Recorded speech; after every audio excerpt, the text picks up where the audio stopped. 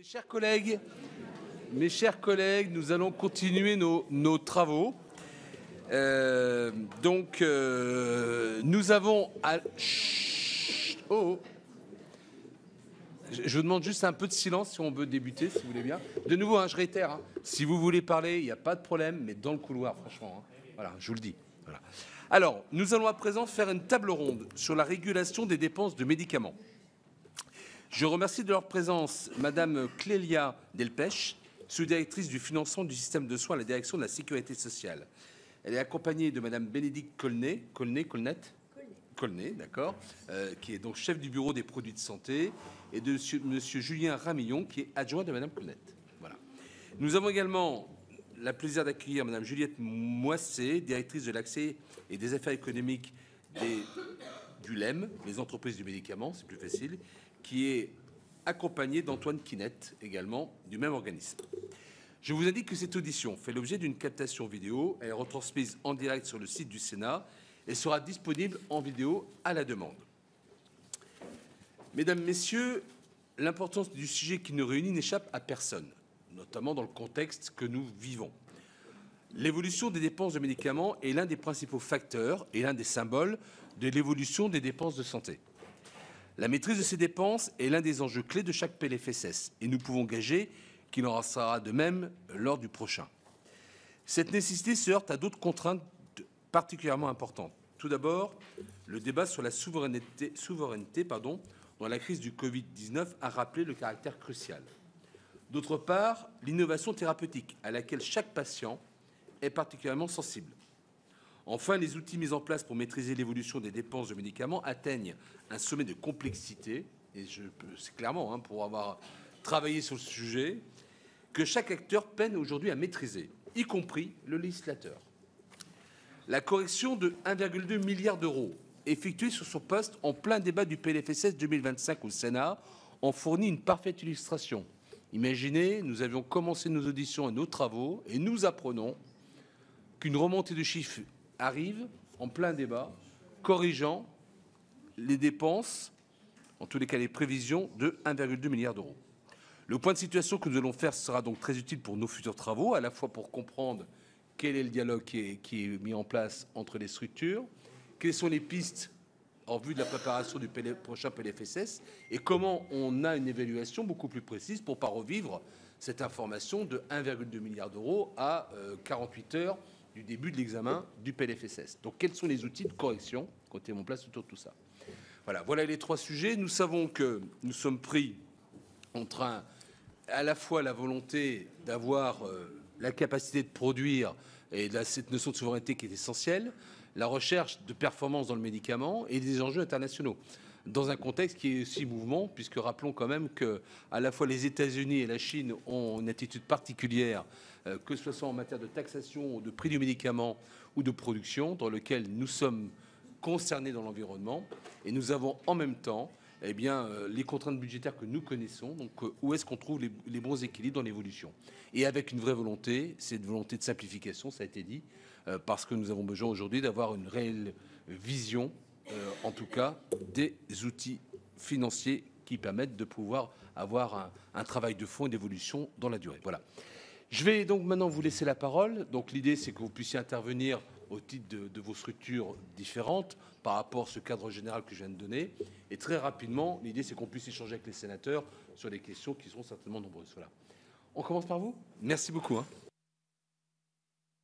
Merci, Monsieur le Président. Quelques mots d'introduction, effectivement, pour vous rappeler. Alors, je vais essayer de parler plus fort et plus près du micro.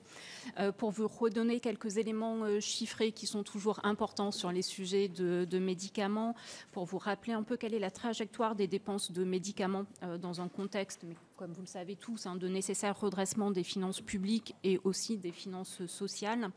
Il y avait hier la commission des comptes de la sécurité sociale, ce qui nous permet de disposer de chiffres consolidés sur les dépenses de médicaments. Et d'après donc, les chiffres qui ont été présentés hier et qui figurent dans le rapport préparé pour la commission des comptes de la sécurité sociale, en 2024, on a un chiffre d'affaires hors taxe brut des médicaments en ville et à l'hôpital qui atteint un peu plus de 37 milliards d'euros. C'était un peu plus de 35 milliards d'euros en 2023. Donc on assiste à une progression de 6,3%. Ce sont donc des chiffres avant clause de sauvegarde et avant remise. Et ça n'inclut pas, bien évidemment, les marges de distribution qui peuvent être versées aux pharmaciens ou aux grossistes répartiteurs. En termes d'évolution, depuis 5 ans, ce qu'on constate, c'est que les dépenses super nettes, post-clause de sauvegarde cette fois et remise des médicaments pris en charge par l'assurance maladie obligatoire ont augmenté de 20%, passant de 25,5 milliards à 30,6 milliards. Alors c'est une estimation encore pour 2025 parce qu'on n'a pas les données consolidées. Et en termes de pourcentage, les dépenses de médicaments remboursés en ville, en 2023, la représentaient un peu plus de 28 milliards. Médicaments en ville, liste en sus et rétrocession hospitalière ou en accès précoce. Et c'est globalement autour de 12% des dépenses totales de l'ONDAM et un peu moins de 30% des dépenses de soins de ville. Donc ça, pour vous redonner quand même des ordres de grandeur. Ah, pardon, je vais essayer de parler beaucoup plus près du micro. C'est mieux comme ça ? Écoutez, je vais essayer de... Voilà, pardon. Oui, alors, on était en 2023 sur un peu plus de 28 milliards de médicaments remboursés, qu'ils soient délivrés en officine de ville, sur la liste en sus, via la rétrocession hospitalière ou en accès précoce. Donc, c'est encore des données nettes de remise et de clause de sauvegarde. Et ça représente environ 12% des dépenses totales de l'ONDAM et un peu moins de 30% des dépenses de soins de ville. Les chiffres qui seront consolidés lorsque l'appel des remises de 2024 sera terminé, donc plutôt dans le courant de cet été. On estime quand même qu'il y a une vraie dynamique de dépenses remboursées nettes qui a été de 5,7% entre 2023 et 2024. Donc on est quand même sur des dynamiques très très importantes qui soulignent donc la grande dynamique du secteur, notamment par rapport aux autres dépenses qui sont prises en compte dans le champ de l'ONDAM, où on est sur une croissance globale de l'ONDAM de plus 3,4% dans ce qui a été voté en LFSS pour 2025.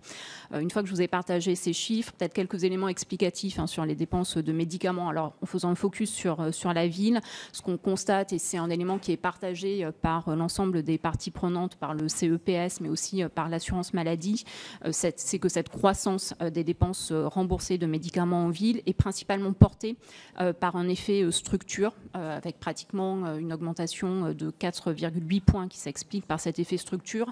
Et quand on parle d'effet structure, c'est le fait que de nouveaux produits arrivent sur le marché et qu'ils vont peu à peu prendre la place de médicaments plus anciens. Alors qu'on a un effet boîte, donc d'augmentation du nombre de boîtes délivrées qui n'est que de 1,2 points. Donc ça, c'est aussi important en termes de levier ensuite qu'on peut mobiliser pour réguler les dépenses de médicaments, de bien avoir en tête ces ordres de grandeur. Donc ça, c'est un constat que l'on a fait côté direction de la sécurité sociale, qui est partagé par le CEPS et que vous pouvez retrouver dans son rapport annuel d'activité. Mais c'est aussi un constat qui est partagé par l'assurance maladie et avec des éléments qu'on retrouve dans les derniers charges et produits. Et donc vraiment, c'est cette idée quand même importante pour nous, pour les pouvoirs publics, c'est que la hausse importante des dépenses de médicaments en ville est vraiment imputable donc à l'arrivée de nouvelles molécules qui sont plus onéreuses, alors qui pour certaines sont innovantes, ont un apport thérapeutique supplémentaire par rapport aux molécules qui existaient sur le marché, mais ce n'est pas toujours le cas. Et c'est là aussi où on a un enjeu côté pouvoir public à arriver à bien faire la différence entre des médicaments qui arrivent sur le marché, qui sont nouveaux, mais sans apport thérapeutique supplémentaire, sans amélioration du service médical rendu, et donc qui ne sont pas finalement beaucoup plus innovants que les autres, mais qui sont juste nouveaux. Et puis après, par contre, on a de vrais médicaments nouveaux et innovants. Et c'est ceux-là qu'il faut aussi qu'on arrive à bien tarifer, parce que c'est ceux-là qui sont très intéressants pour les patients, parce que ça apporte des solutions parfois sur des problèmes d'impasse thérapeutique. Donc ça, c'était un peu pour vous redonner ces grands facteurs explicatifs de la dépense. Et une fois qu'on s'est partagé ces chiffres, du point de vue de la direction de la sécurité sociale, et ça ne vous étonnera sans doute pas, il nous semble important que le secteur du médicament participe à l'effort collectif de redressement des comptes sociaux et des finances publiques, d'autant plus que c'est un secteur qui apparaît quand même comme particulièrement moteur dans la dynamique de croissance des dépenses de santé, et ce qui explique aussi pourquoi on a des objectifs d'économie qu'on définit tous les ans dans le cadre de la construction de l'ONDAM et qu'on retrouve dans le cadre des débats autour du projet de loi de financement de la sécurité sociale et ensuite de la loi de financement de la sécurité sociale, avec des objectifs de régulation qui peuvent être potentiellement élevés. On a une clause de sauvegarde qui était à 1,6 milliard pour cette année, des objectifs de baisse de prix pour les médicaments autour de 1 milliard, et puis après des enjeux de contractualisation avec le LEM, mais on pourrait y revenir dans la suite de nos échanges, et des enjeux aussi en termes de bon usage. Tout ceci pour nous permettre finalement, ces objectifs de régulation des dépenses de médicaments, d'arriver à concilier plusieurs objectifs qui sont parfois contradictoires, et Monsieur le Président, vous les avez mentionnés dans votre propos introductif. On a effectivement un premier objectif d'accès à l'innovation pour les patients, mais il faut aussi garantir l'accès à des produits dits matures et des produits qui sont davantage du quotidien. Il faut aussi réussir à lutter contre les tensions d'approvisionnement et le risque de pénurie avec des enjeux de souveraineté sanitaire, voire parfois de souveraineté industrielle. Là, la question qui se pose, c'est de savoir si c'est à l'assurance maladie de financer une politique industrielle ou si ça passe par d'autres vecteurs de financement et par des politiques plutôt portées par l'État. Tout ceci étant ensuite du déficit public potentiellement. On a aussi un enjeu de prise en compte désormais des enjeux environnementaux qui sont des sujets nouveaux mais qu'il nous faut prendre en compte aussi dans le champ des produits de santé et des médicaments en particulier. Et puis tout ceci s'inscrit dans un contexte de maîtrise des dépenses de santé, de respect de l'ONDAM et de contribution au redressement des comptes publics. Donc tous ces objectifs sont quand même, vous voyez, à la fois chacun très ambitieux et en même temps parfois difficilement conciliables les uns avec les autres. Et pour répondre finalement à cette volonté de concilier tous ces objectifs dans un cadre financier qui est malheureusement contraint, on a plusieurs outils classiques de régulation des dépenses de médicaments sur lesquels je vous donnerai 2-3 éléments très rapidement et puis on pourra y revenir dans le cadre de nos échanges. C'est d'abord un premier levier qui concerne la régulation macroéconomique à travers la clause de sauvegarde. Clause de sauvegarde qui est un mécanisme qui initialement a été construit pour jouer un rôle de corde de rappel lorsqu'on constatait une croissance non attendue des dépenses au titre des médicaments remboursables, avec tous les ans la détermination d'un seuil ou d'un montant en euros dit M qui est fixé en projet de loi de financement de la sécurité sociale, mais je ne vous apprends rien. Et si jamais ce seuil est dépassé, alors la clause de sauvegarde a vocation à se déclencher pour récupérer une partie de ce dépassement. Au fur et à mesure des années, on a vu des rendements de la clause de sauvegarde une clause de sauvegarde se déclencher dans des proportions sans précédent, avec des rendements qui ont considérablement augmenté, passant de 0,6 milliard en 2021 à 1,2 milliard en 2022 et à 1,6 milliard depuis 2023, puisque le gouvernement s'est engagé à l'issue du rapport et de la mission confiée à plusieurs personnalités qualifiées par l'ancienne Première ministre Elisabeth Borne à stabiliser le rendement de la clause de sauvegarde pour répondre à une partie des demandes des industriels du médicament. Alors bien évidemment, ces déclenchements de la clause de sauvegarde s'expliquent de notre point de vue par le dynamisme des dépenses sur le champ des médicaments remboursés, qui est plus fort que celui qui est anticipé. Mais c'est vrai que ça interroge aussi sur ces niveaux de rendement. Et deuxième élément sur la clause de sauvegarde, mais vous l'avez aussi mentionné dans vos propos, Monsieur le Président, c'est tous les enjeux à la fois de prévisibilité pour l'ensemble des acteurs.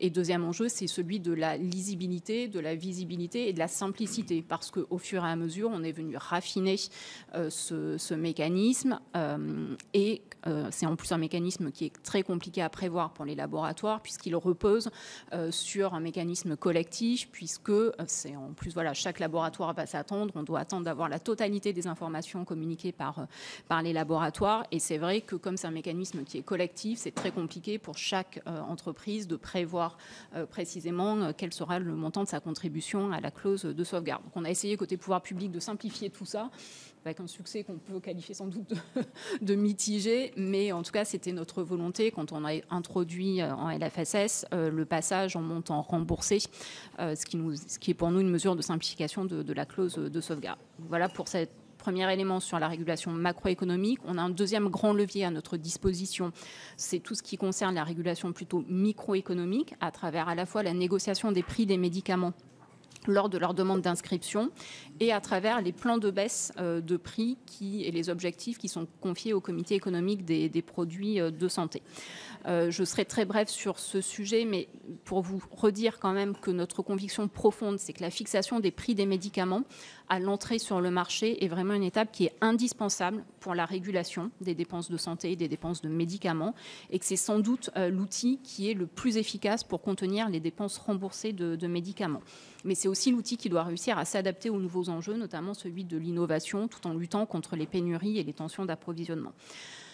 Là-dessus, si on a ces objectifs-là, il faut aussi quand même qu'on se repartage que l'assurance maladie prend en charge des médicaments parce qu'ils apportent, parce qu'ils ont un apport thérapeutique pour les patients et qu'elle n'a pas forcément vocation à financer d'autres objectifs parce que c'est une dépense qui est solvabilisée par la solidarité collective et la sécurité sociale. Donc on doit là encore trouver à concilier ces différents objectifs.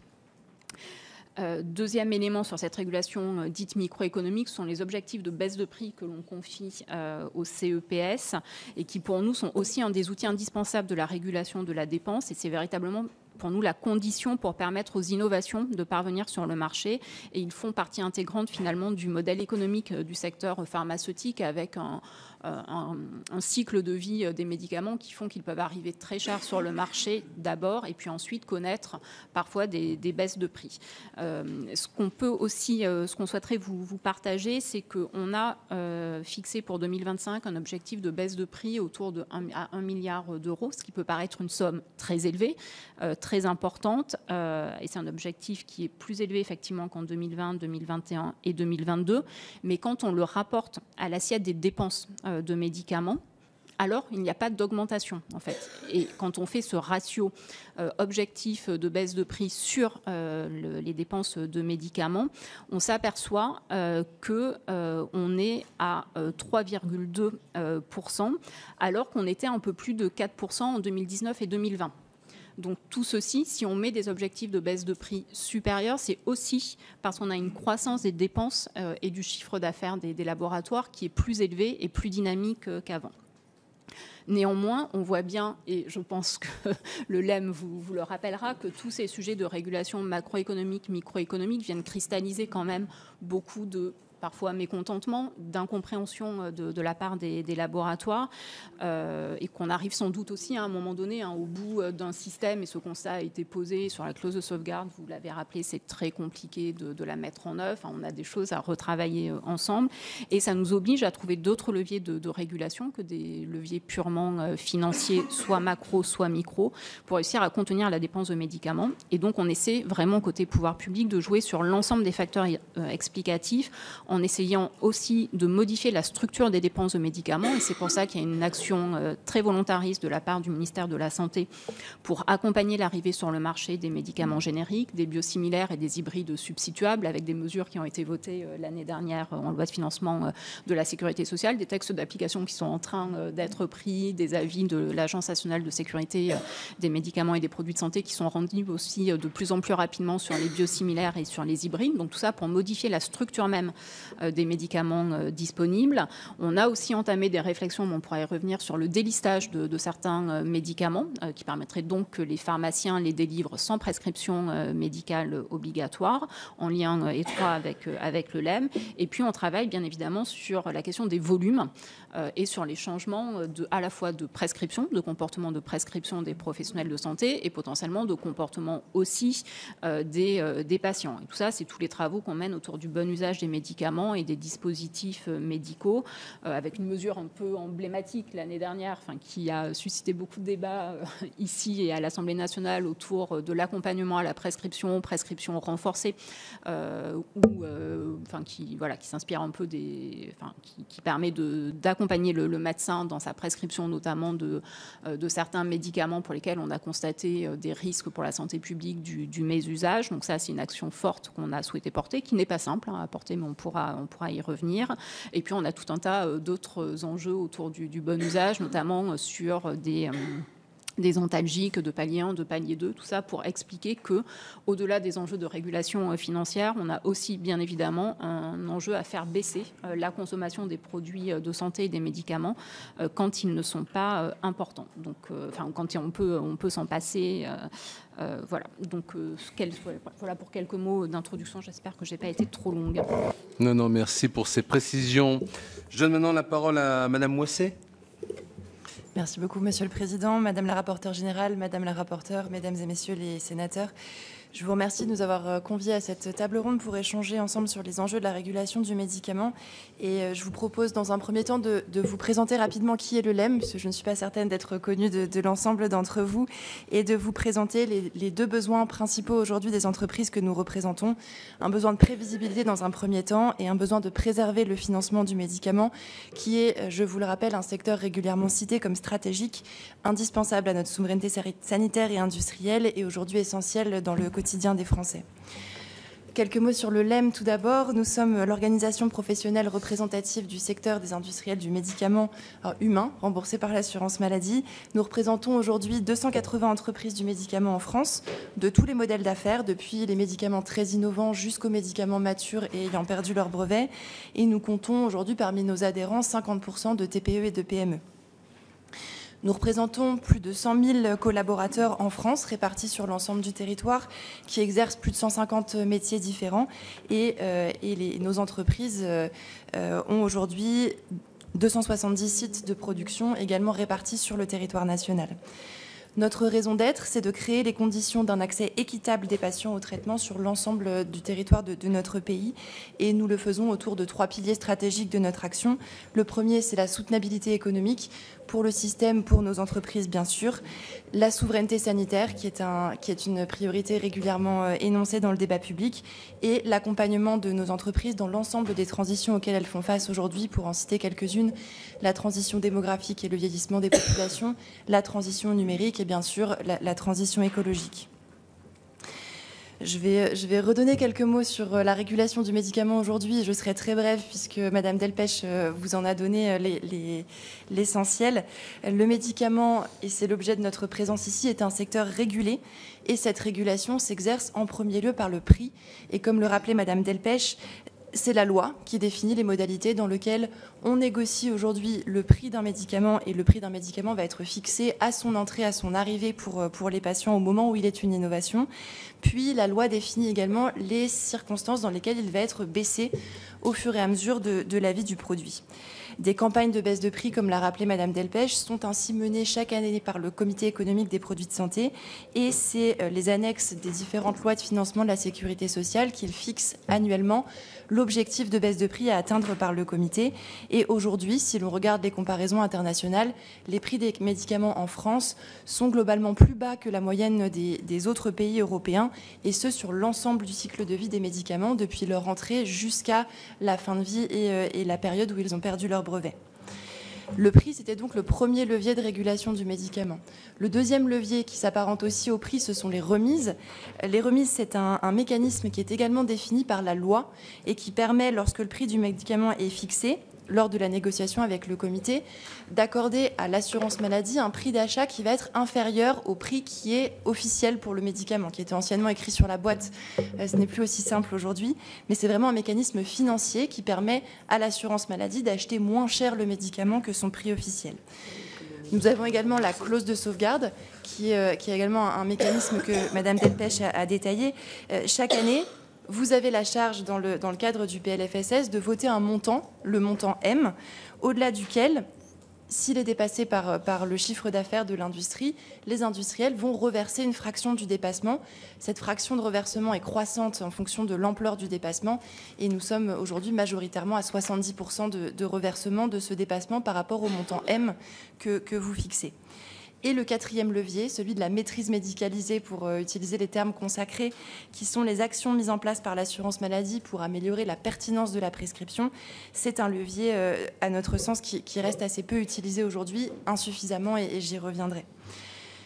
Ce que nous constatons depuis plusieurs années, c'est vraiment un changement d'équilibre de ces leviers, et Madame Delpech l'a bien détaillé, avec une très très forte mobilisation des leviers économiques Ça a été attesté par la mission des experts mandatée par Madame Elisabeth Borne et qui a remis son rapport fin 2023. Aujourd'hui, nous régulons majoritairement le médicament par les prix.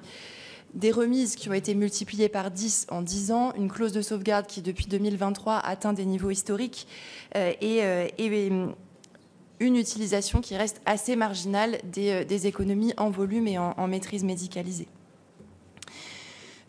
Je vous parlais des deux besoins aujourd'hui exprimés par notre secteur et je vais commencer par un besoin de prévisibilité.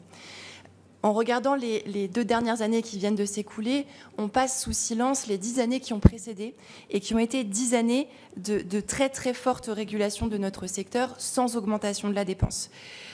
Et si cette dépense retrouve de la croissance depuis le Conseil stratégique des industries de santé de 2021 et la crise sanitaire, c'est vraiment cette période de 10 ans sur laquelle je voudrais revenir à présent. 10 années sans croissance de la dépense, que s'est-il passé pendant ces 10 années ? Ce n'a pas été une période sans innovation. Nous avons en réalité absorbé à coût constant plusieurs vagues d'innovation. Pour en citer quelques-unes et des emblématiques, les traitements curatifs de l'hépatite C qui sont arrivés en 2014, les chimiothérapies orales contre le cancer qui ont permis de sortir des patients de l'hôpital. Ces vagues d'innovation ont été absorbées à un budget constant pour l'assurance maladie. Et ça a été un choix politique de la France pendant cette période de réguler la dépense par la dégradation de la valeur des produits. Comme je le disais, on a majoritairement mobilisé des outils de baisse de prix, la clause de sauvegarde n'étant elle-même qu'un outil de baisse de prix après la fin de l'année. Et cette clause de sauvegarde, qui était initialement une corde de rappel et qui est définie comme cela dans la loi, s'est installée durablement dans notre paysage et est maintenant devenue une taxe systématique. Ces 10 années sans croissance de la dépense, quelles en sont les conséquences ? Alors, la première conséquence est une conséquence directe, c'est que le médicament, pendant ces 10 années, a contribué directement à la soutenabilité de notre système de santé. On le voit à la diminution de la part relative du médicament dans la dépense de santé. Je n'ai pas exactement les mêmes chiffres que Madame Delpech, mais je m'en remettrai à ces éléments. Et c'est attesté par le dernier rapport de la Cour des comptes d'avril 2025 qui montre cette diminution de la part du médicament dans la dépense. Et c'est également une croissance de la dépense de médicaments qui a été 2 fois inférieure à la dépense hors crise du reste des dépenses de santé. Et cela, c'est le rapport de la mission Borne de 2023 qui l'a montré jusqu'en 2022. Je mets de côté les 2 années qui viennent de s'écouler. Les autres conséquences sur notre secteur d'un point de vue plus large, ça va être une forme de déclassement de notre pays, malheureusement. En 10 ans, la France est passée de la 1re à la 3e place en Europe dans la participation aux essais cliniques internationaux. En 15 ans, la France est passée de la 1re à la 4e place en termes de production industrielle en 15 ans dans notre secteur. Et aujourd'hui, moins de 10% des nouveaux médicaments qui arrivent aux patients en France ont un site de production sur notre territoire. Les industriels nous remontent également que pour l'accès aux innovations, la France recule dans les séquences de lancement international des nouveaux produits. Et c'est sur ces conséquences négatives que nous alertons depuis plusieurs années, alors même que notre industrie est régulièrement citée comme un secteur stratégique. Notre besoin, c'est donc d'avoir une clarification de la politique du médicament dans notre pays qui prenne à 360 degrés l'ensemble de ces enjeux en compte, depuis la commercialisation, la production jusqu'à l'accès des patients au traitement, et que cette politique vienne soutenir l'investissement, l'emploi, la recherche et l'accès aux services des patients français. Aujourd'hui, la politique du médicament, elle est menée via les différents projets de loi de financement de la sécurité sociale successifs où on aborde le volet du médicament au travers des économies et c'est largement insuffisant pour avoir une vision à 360 degrés de cette politique, de cette vision de la France pour le médicament. Nécessairement, les projets de loi de financement de la sécurité sociale successifs débouchent sur des mesures qui sont des mesures de court terme, qui s'appuient sur des leviers majoritairement économiques sous l'angle des économies pour le système, donc les baisses de prix et l'insuffisance de financement, qui est incompatible avec nos enjeux de long terme. Ça fait la transition avec le deuxième besoin que je vous mentionnais tout à l'heure, c'est le besoin de préserver l'investissement dans notre secteur, régulièrement cité comme un secteur stratégique et qui est aujourd'hui indispensable à la santé des Français. Paradoxalement, le retour à la croissance de la dépense de médicaments sur ces 2 dernières années s'accompagne d'un durcissement qui est sans précédent sur la régulation économique des entreprises. Nous le mentionnions à l'instant, nous avons un retour des baisses de prix au plus haut historique. Nous avons dépassé le milliard d'euros d'objectifs de baisse de prix annuels il y a quelques années. Nous avions vu des conséquences notamment délétères sur les produits les plus matures et la soutenabilité économique des entreprises. Ces niveaux de baisse de prix ont diminué quelques années et sont revenus en 2025 à un objectif d'1 milliard d'euros.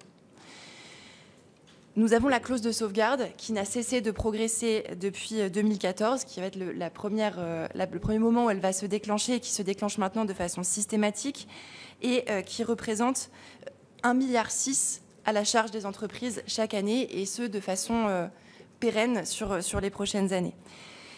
Le plafonnement qui a été annoncé par différents gouvernements pour la clause de sauvegarde en 2023, 2024 et 2025 n'apporte pas malheureusement la sécurité escomptée par les entreprises, puisqu'on voit qu'en 2024, ce milliard 6 pourrait être dépassé et qu'en 2025, on a dû tirer les conséquences d'un certain nombre d'incertitudes que vous avez rappelées sur le PLFSS, qui ont été constatées lors du PLFSS.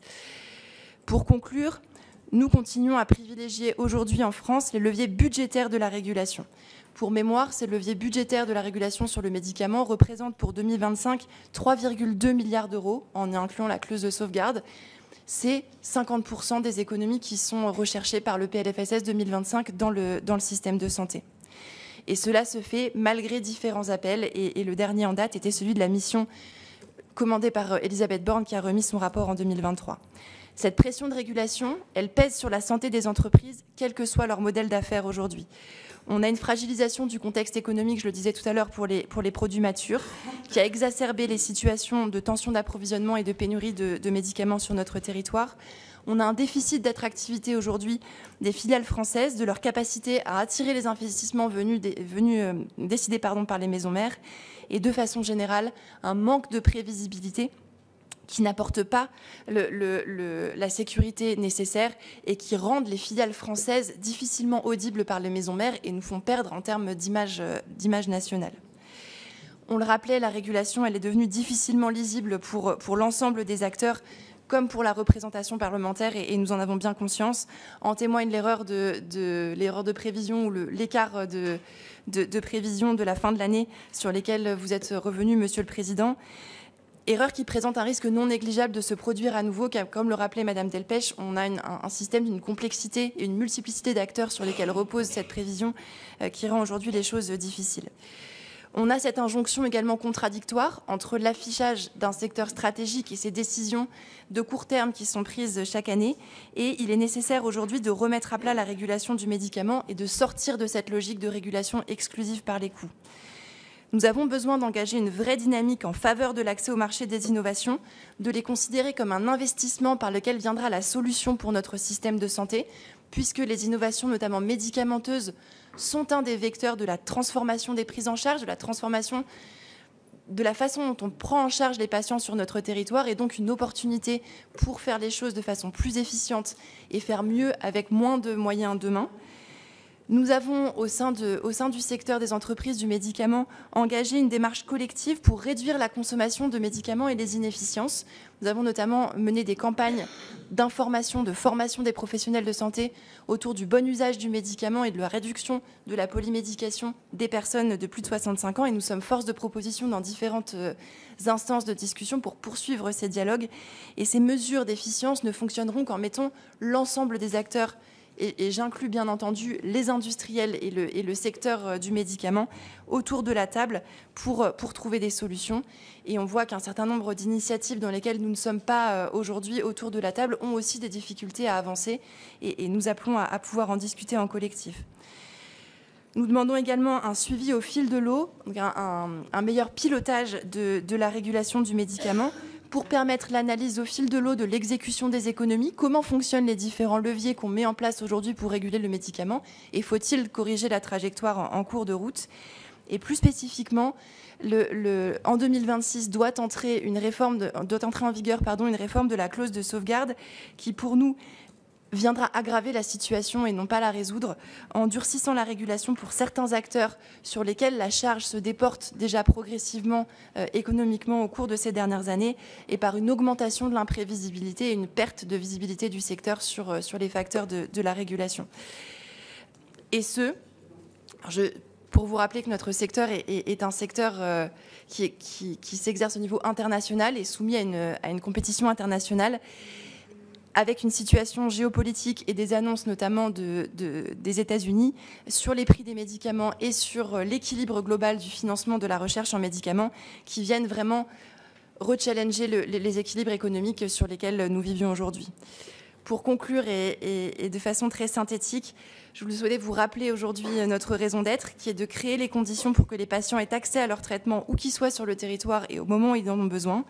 Et aujourd'hui, pour nous, il est absolument nécessaire de retrouver, de préserver, d'amplifier même le dialogue entre l'ensemble des acteurs dont l'industrie fait partie, de conserver la fluidité qui a marqué le partenariat public-privé entre les différents acteurs de santé durant la crise sanitaire, de sortir de la vision annuelle comptable de l'assurance maladie et d'arriver à une véritable politique à 360 degrés pour notre secteur stratégique. Merci beaucoup. Beaucoup. Alors, nous allons lancer le débat après ces deux présentations. Et donc, je vais tout de suite donner la parole à Corinne Imbert.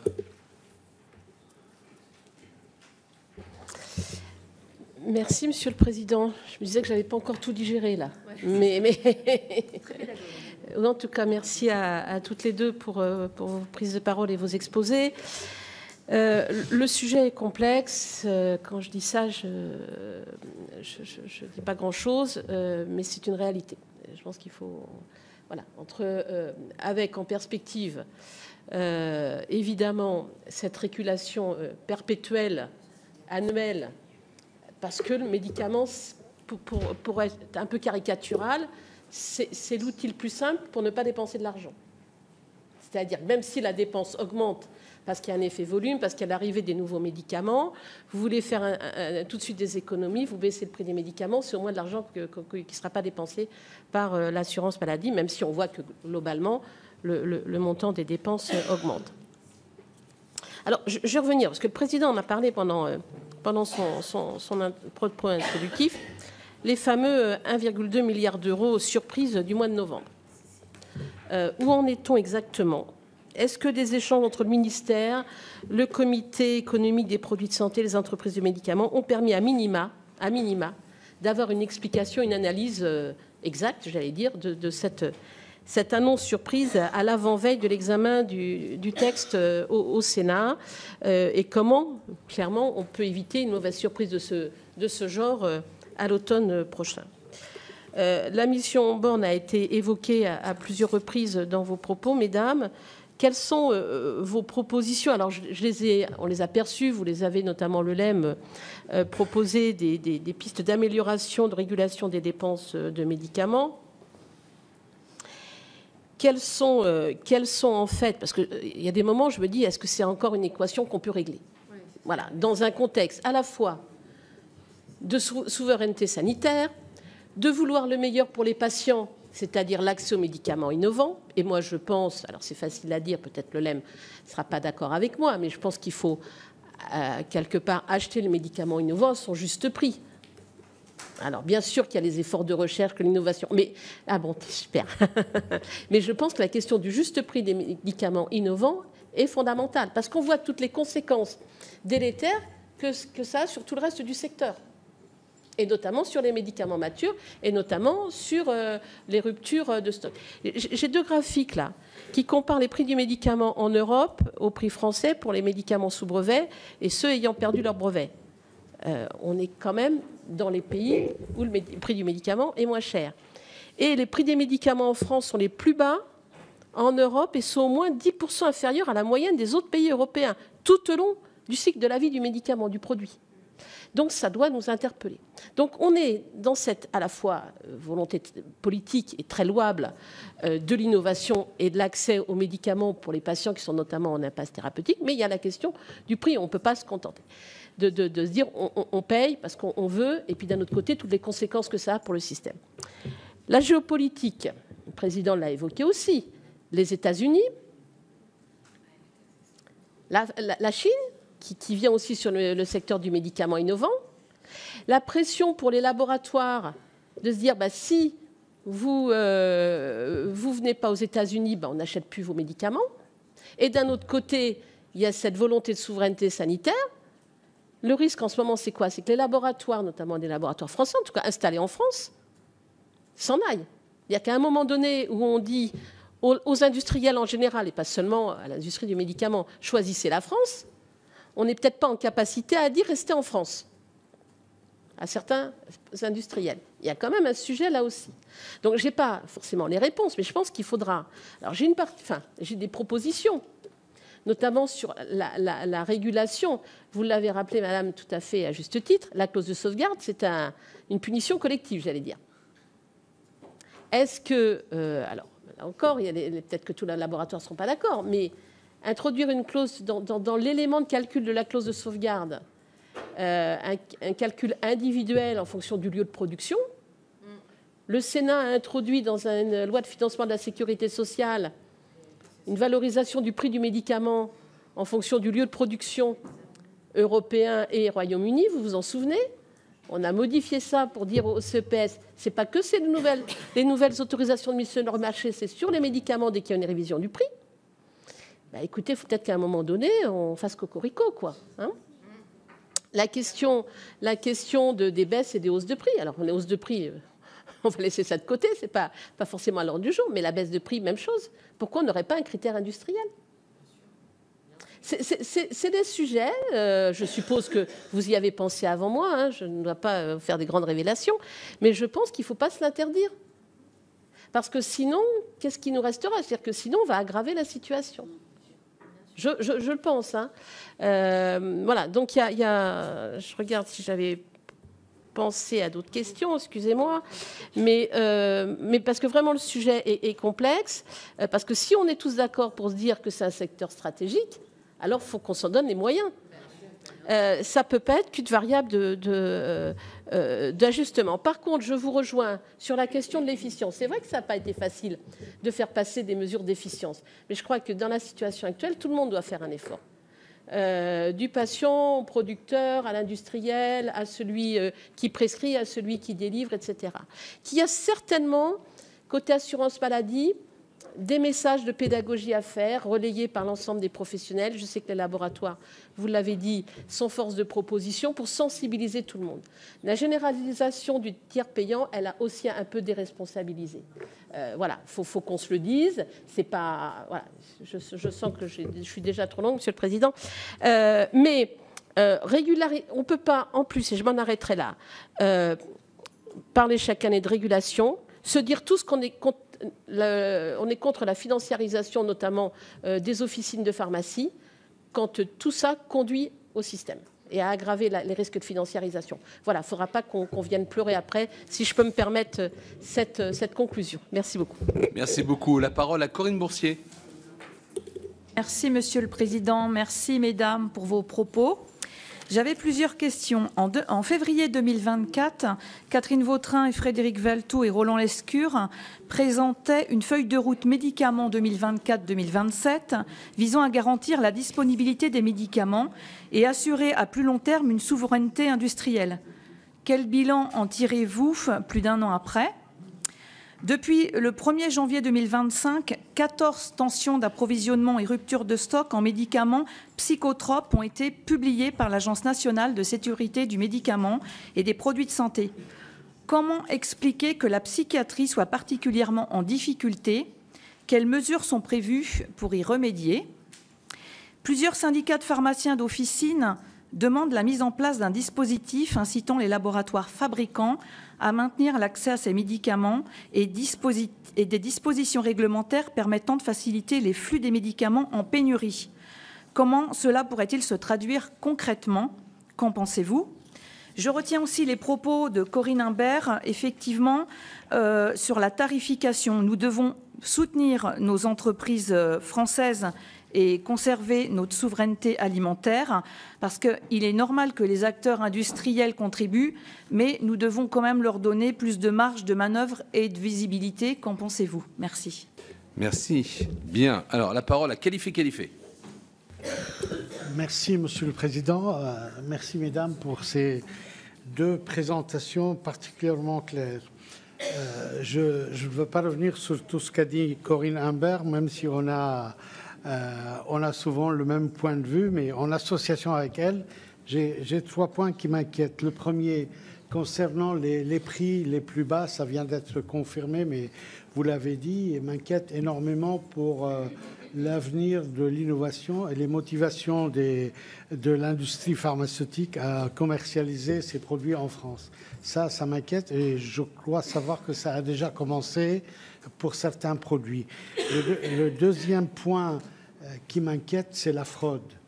À l'heure de l'intelligence artificielle, j'imagine que des ordonnances de longues maladies, de produits, de maladies rares, etc., devraient être peut-être un peu mieux surveillées, d'autant plus que les attaques vers les centres de pharmacie de certains hôpitaux et le vol de médicaments précieux laissent penser à une filière internationale qui démarre et qui confirme que cette fraude n'est plus au niveau individuel, mais au groupe organisé. Qu'a prévu la Sécu et le gouvernement pour ça? Et le troisième point, je me permets de revenir là-dessus, c'est sur la clause de sauvegarde et les remises. Je n'ai pas eu les mêmes chiffres que vous. Moi, j'étais plutôt à un peu plus de 7 milliards pour cette somme-là que les labos devraient rembourser. 7 milliards en 2023 et un peu plus en 2024, presque 9 milliards. Quelle que soit la somme, cette somme est en général connue par l'industrie avant le mois de juin de l'année N+1. Et c'est de l'argent qui va dormir dans les labos, qui va même gêner les laboratoires, alors qu'il aurait été mieux dans les caisses de l'État. J'ai cru comprendre, et dans nos explorations avec Corinne Imbert, on a vu que cette remise avec la clause de sauvegarde n'est payée à l'État, n'est réclamée par l'État qu'en décembre. Et pour revenir à 2023, c'était en décembre 2024 que cette somme a été payée, alors que je pense que les caisses de l'État en auront plus besoin et elles paieraient au moins une partie des intérêts de notre dette. Merci. Merci bien. On continue. La parole à Céline Brulin. Merci, Président. Merci pour ces éléments. On voit effectivement que les modes de régulation actuels sont insatisfaisants de toutes parts et qu'il faut donc réinterroger sans doute l'ensemble des choses. Mais je voudrais revenir sur quelques points précis. Vous avez très bien expliqué, je trouve, du côté de l'assurance maladie en particulier, que la dynamique très importante des dépenses était liée principalement à l'effet structure, c'est-à-dire aux nouveaux produits qui venaient sur le marché. Et vous avez dit quelque chose qui mériterait d'être creusé, si vous me le permettez, afin que vous nous donniez davantage d'éléments sur le fait qu'il y avait parmi ces nouveaux produits des médicaments innovants qui avaient un intérêt thérapeutique pertinent, mais d'autres sans effet thérapeutique supplémentaire. Et ça m'amène à la question suivante. Est-ce que, justement, dans la politique des prix, il n'y a pas moyen, et sous quelle forme, de prendre en compte cet élément-là? Parce que je pense que là, il y aurait effectivement un levier. Et du côté du LEM, vous en appelez à une vision plus stratégique qu'à un pilotage annuel et que vous avez qualifié de comptable, et je pourrais vous rejoindre sur ce point. Mais si on va vers la définition d'une stratégie de la part de la puissance publique, ça peut vouloir dire conditionner les aides publiques, avoir des exigences en matière de production, ça a été rappelé par Corinne Imbert, en France et en Europe.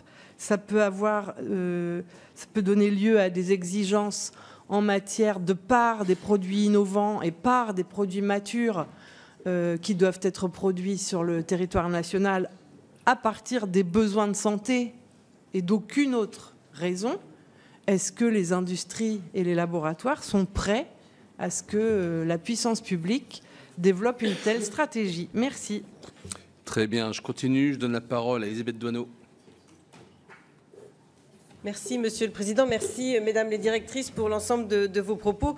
Je crois que vous l'avez bien souligné l'une et l'autre. En fait, on est face à un dilemme. Vous avez parlé de contradiction, mais c'est tout à fait ça. D'un côté, un besoin de régulation qui, aujourd'hui, ne satisfait a priori pas grand monde. Et de l'autre côté, l'accès aux innovations, parce que c'est l'exigence que nous avons vis-à-vis des patients. Sur la régulation, elle est absolument nécessaire. On le voit bien au niveau du budget. Là où se situe le déficit, c'est au niveau de l'assurance maladie. Mais quand on regarde plus précisément les chiffres, on voit que s'il y a une dynamique très forte sur le médicament, néanmoins, on a les plus bas prix du marché, finalement, enfin, ça a été redit. Et aussi, la part du médicament a baissé ces dernières années. Je voudrais que vous nous le confirmiez, mais c'est une réalité, il me semble. Et donc, moi, ce qui m'intéresse sur ce domaine de régulation, mais depuis l'année dernière, quels sont les outils de pilotage que vous avez mis en place ou ceux que vous espérez mettre en place? Mais c'est absolument important. Et à mon sens, il faut user de cette contradiction pour en faire une opportunité. Pourquoi une opportunité? Parce que nous avons des industriels en France qui proposent des produits de santé, médicaments et dispositifs. Et ces produits et ces dispositifs, dans la plupart des cas, peuvent offrir aussi des économies. Moins d'imagerie, moins d'hospitalisation, moins de prise de médicaments. Et c'est comme ça qu'il faut regarder, je pense, l'ensemble des innovations qui sont proposées. Et donc, voilà, comment on se sert de ça pour faire une opportunité? Mais mes deux questions sont là. Pilotage, quels outils? Et la deuxième question, comment on favorise finalement l'accès à des médicaments innovants et plus rapidement qu'aujourd'hui? Parce que moi, je ne peux pas supporter que des patients français aillent à l'étranger pour obtenir des médicaments. Merci. Très bien. Et donc, pour terminer cette première tournée, parce qu'on a encore une deuxième, donc la parole à Pascale Gruny. Merci, Monsieur le Président. Merci, Mesdames. Moi, je vais poser une question sur les derniers textes européens, parce qu'avec ma collègue Katia Poursopoli et avec Bernard Jomier, nous sommes à la Commission des Affaires européennes et en charge de l'Europe de la santé. Alors, la Commission, elle a présenté une proposition de règlement sur les médicaments critiques en mars dernier, dans le but de renforcer la disponibilité et la sécurité de l'approvisionnement en médicaments critiques sur le territoire de l'Union. Ce texte prévoit aussi un soutien à la création ou l'augmentation de capacité de production en Europe et la possibilité d'appliquer des exigences autres que celles qui sont fondées sur le prix pour l'attribution d'un marché public de médicaments. Alors, il est raisonnable de penser que les médicaments produits en Europe seront plus chers que ceux qui sont fabriqués en Chine ou en Inde. Alors, comment entendez-vous concilier la baisse des prix des médicaments pour assurer la soutenabilité de notre modèle de sécurité sociale et en même temps renforcer la sécurité de l'approvisionnement et donc répondre aux exigences aussi de la Commission européenne? Merci. Merci beaucoup. Alors, Madame Delpech, je vous donne en premier lieu la parole, puis je donnerai Madame Moisset, puis voilà, et après on aura une deuxième tournée de questions. Il y a beaucoup de questions très précises, donc à mon avis, réponse peut-être plus globale, étant donné l'enjeu. Merci, Monsieur le Président. Merci à tous et à toutes pour ces questions. Je vais essayer d'y répondre peut-être en essayant de les regrouper par grandes thématiques. Peut-être pour déjà vous dire que dans la politique de régulation telle qu'on la conçoit côté ministère de la Santé, direction de la Sécurité sociale, on essaie bien de prendre en compte les enjeux d'innovation, de relocalisation industrielle, parce que ce sont des éléments importants qu'on essaie de faire rentrer comme vous. Oui, pardon, excusez-moi, j'ai une tendance à parler tout doucement, mais je vais me forcer.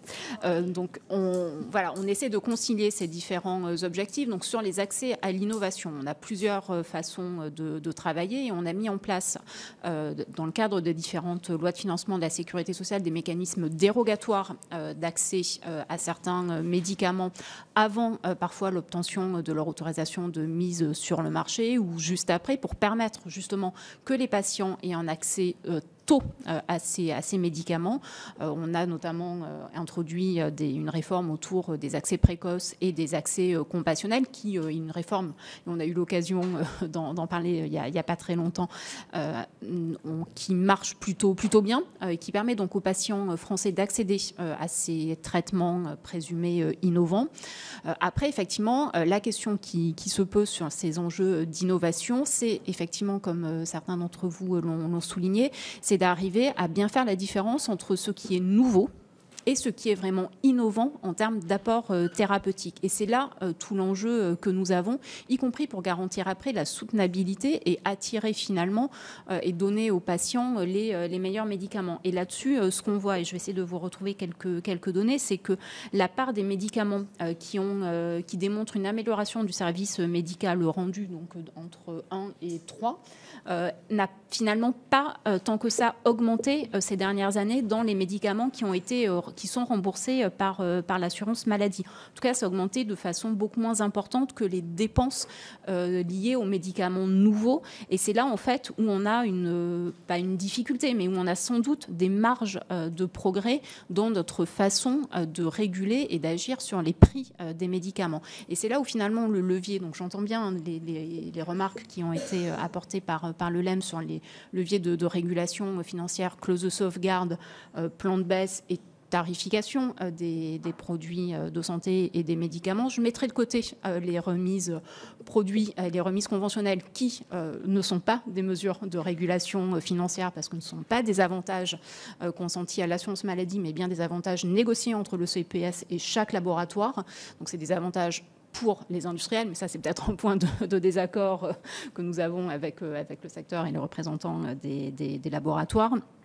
Mais c'est vraiment donc sur ces enjeux après de fixation du prix et de détermination des plans de baisse et des entreprises ou des médicaments, des spécialités sur lesquelles on fait porter l'effort qu'on peut aussi travailler pour cibler tel ou tel médicament en regardant bien évidemment leur apport dans la stratégie thérapeutique et dans la stratégie de prise en charge. Et ça, c'est des réflexions qui ont lieu au sein du comité économique des produits de santé pour cibler les bonnes spécialités. Ça peut aussi être potentiellement des choses qui nous permettent de cibler des produits fabriqués en France, en Europe, par rapport à d'autres produits. Au-delà de ces enjeux de tarification stricto sensu, il y a des mécanismes qui existent d'ores et déjà pour favoriser l'implantation ou la relocalisation de certains sites de production en France ou en Europe. On a des crédits d'ICSIS qui permettent d'encourager ces relocalisations. On a, dans le cadre de l'accord cadre qui définit les relations entre le CEPS et les entreprises du médicament, aussi des critères qui permettent de valoriser différemment et d'avoir un prix différent en fonction de la localisation, en tout cas de le prendre partiellement en compte. En revanche, aller jusqu'à fonder la détermination de la contribution des entreprises à la clause de sauvegarde, notamment sur ces critères de localisation, ça nous paraît très compliqué, alors même qu'on essaie de simplifier le mécanisme de la clause de sauvegarde, parce qu'on a beaucoup de mal à savoir aujourd'hui avec certitude où sont vraiment produits les médicaments, parce que la chaîne de production des médicaments est tellement compliquée qu'en fait c'est assez difficile de savoir ce qu'il faut qu'on prenne en compte comme étape de fabrication pour savoir où c'est potentiellement produit. Et bon, voilà. Enfin, donc ça nous paraît être une piste. On peut travailler dessus et je sais que c'est régulièrement proposé. Donc on réfléchit aussi sur comment mieux prendre en compte ces sujets. Mais voilà, enfin, ça fait partie des éléments de réponse que je pouvais vous apporter sur ce sujet-là.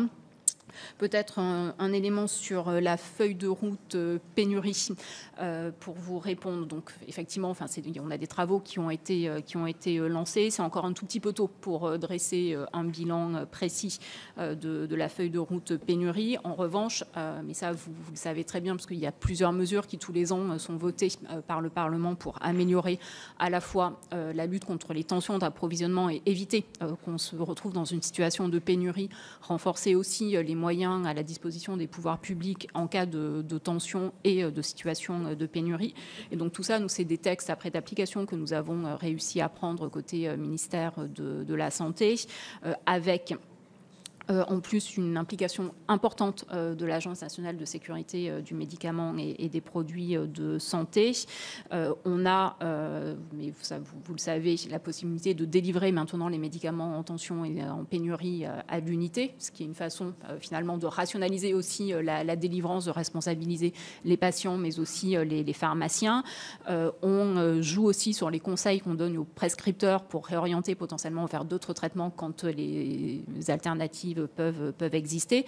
Et surtout, et ça c'est une vraie nouveauté, on prend maintenant en charge dans un cadre un peu plus normé le remboursement des préparations magistrales une fois que la NSM a donné des recommandations pour passer par des préparations magistrales. Donc ça, c'est des choses que l'on fait et qui doivent normalement permettre de limiter les situations de pénurie, en tout cas de faire en sorte qu'elles soient les plus courtes possibles et d'arriver à trouver des solutions pour les patients pour éviter donc, que ça mette en danger la santé des patients. Donc, voilà peut-être quelques éléments de réponse sur les pénuries. Et puis peut-être un dernier élément, parce que vous êtes plusieurs à avoir soulevé ce point, c'est la question de finalement quelles conséquences avons-nous tiré des débats compliqués, des modifications dans nos prévisions et dans nos chiffres l'année dernière dans le cadre des débats parlementaires. C'est un sujet qui est éminemment compliqué. On travaille beaucoup dessus et on essaie d'améliorer les choses côté ministère de la Santé, direction de la Sécurité sociale. Il y a eu des missions parlementaires sur le sujet avec des auditions du directeur de la Sécurité sociale sur ce sujet. On a une mission des corps d'inspection aussi qui nous accompagne sur ces différents sujets, donc ils devraient rendre un rapport très prochainement, ce qui nous permettra d'en tirer les conséquences potentiellement dans le cadre de la préparation de ce projet de loi de financement de la sécurité sociale. Peut-être juste pour vous redire que quand même, la difficulté qui était la nôtre, c'est la prévision en partie des remises produits, des remises conventionnelles et des remises liées aux accès précoces. Et pour vous donner une idée, c'est quand même des choses que l'on regarde côté direction de la sécurité sociale, produit par produit. Donc on va regarder chaque négociation qui a eu lieu en CEPS entre le laboratoire et le CEPS pour aller rechercher les clauses qui nous permettent ensuite de calculer ces remises et donc d'améliorer nos prévisions. Donc ça, c'est quelque chose qui était à notre main, à côté direction de la sécurité sociale, et que donc nous avons mis en œuvre, modifié. Et donc c'est vraiment quelque chose qui doit nous permettre normalement d'améliorer nos prévisions. Après, ça reste des prévisions avec donc une part d'aléas, mais par définition, mais qu'on cherche à limiter au maximum. Et pour répondre un peu sur les besoins de meilleures associations, peut-être de meilleurs dialogues avec les représentants des entreprises du médicament, je pense qu'il existe déjà des instances de dialogue à travers des comités d'interface qui sont réunis assez régulièrement. On a travaillé de façon très étroite depuis le début de l'année sur la mise en œuvre d'une contractualisation entre le LEM et les pouvoirs publics pour justement compenser cet écart de prévision constaté en LFSS.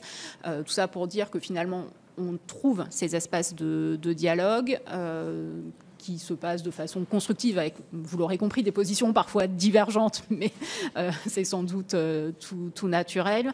Et donc, on progresse petit à petit sur ces sujets. Et pour nous, quand même, on a, et c'est là où on a un petit désaccord peut-être de fond aussi sur les éléments à notre disposition, un enjeu de lisibilité, de visibilité, de simplification des différents mécanismes. Clause de sauvegarde, c'est certain, il faut qu'on arrive à simplifier. Et pour ça, pour nous, la meilleure façon, c'est quand même de passer sur du montant remboursé, parce que ça permettra d'éviter que chaque laboratoire attende la déclaration de son petit camarade et de sortir finalement de cette logique collective un peu compliquée qui nuit à la prévisibilité pour les entreprises. Ça simplifiera aussi les calculs de la clause de sauvegarde. Donc ça, on y croit beaucoup. Après, est-ce qu'il faut envisager d'autres mécanismes pour redonner à la clause de sauvegarde son rôle original de corde de rappel ? Peut-être, en tout cas c'est des pistes sur lesquelles on sera amené à travailler, comme nous y invitait la mission Borne, mais on travaille aussi bien évidemment sur tous les autres leviers, sur le bon usage et la maîtrise des volumes. Et là-dessus, je redonnerai 2 chiffres en conclusion, c'est qu'on a quand même d'ores et déjà pris en LFSS l'année dernière et celle d'avant entre 250 et 300 millions d'euros d'économies au titre du bon usage des médicaments, donc de la régulation des volumes.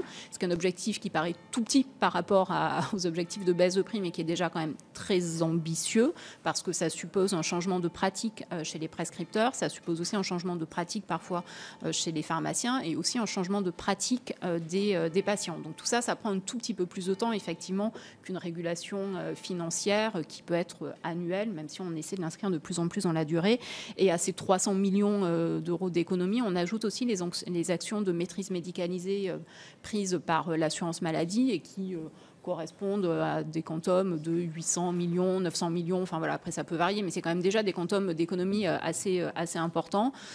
Donc quand même dire qu'on a des actions et des objectifs aussi ambitieux sur cette partie maîtrise médicalisée, régulation des volumes, maîtrise des volumes, et qu'il nous paraît compliqué d'aller beaucoup plus loin et beaucoup plus vite, au risque de perdre aussi les prescripteurs, les patients et l'ensemble des acteurs du système de santé. Mais en tout cas, on y travaille petit à petit, mesure par mesure, mais voilà, ça prend un petit peu de temps.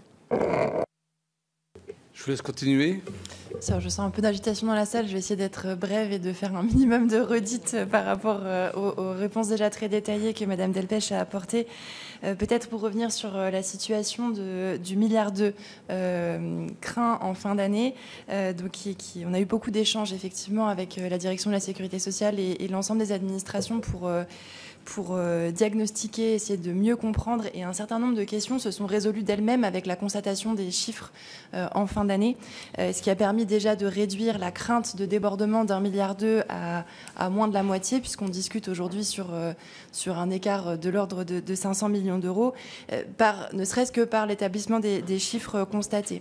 Il reste pour nous un certain nombre d'incertitudes sur ce débordement des dépenses en fin d'année, et notamment parce que près d'un tiers de ce débordement n'est pas venu s'engranger dans le chiffre d'affaires de l'industrie. Donc on a vraiment un questionnement sur cet écart entre ce que l'assurance maladie comptabilise comme une dépense au titre du médicament, mais que l'industrie ne perçoit pas comme un chiffre d'affaires. Donc c'est pour nous une zone d'ombre qui reste à élucider et sur lesquelles il nous semble important de continuer à travailler.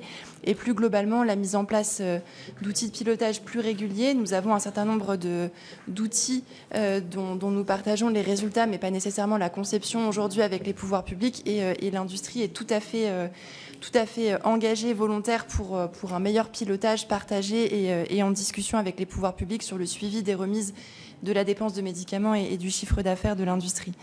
J'en profite pour faire un petit écart sur ce sujet des remises et des versements tardifs pour vous dire que le secteur était force de proposition sur un versement anticipé des remises, notamment compte tenu de ces problématiques de trésorerie dont on comprend de rapports récents qu'elles vont en s'amplifiant pour l'assurance maladie.